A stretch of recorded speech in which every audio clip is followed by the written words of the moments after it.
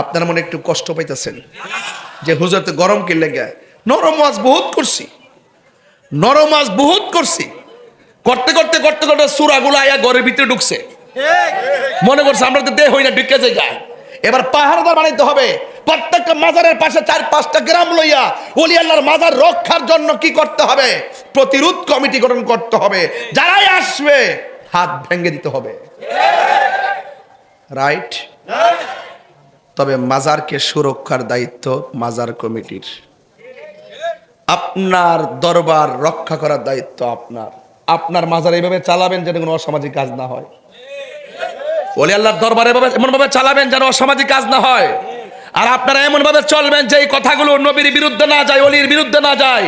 আপনি যদি নবীর বিরুদ্ধে কথা বলেন, অলির বিরুদ্ধে যায় আপনার কথা, আপনার কর্ম যদি ইসলামের সাথে সাংঘর্ষিক হয়, তাহলে আমরা দরবারের বিরোধিতা করি না, কিন্তু আপনার বিরোধিতা করবো।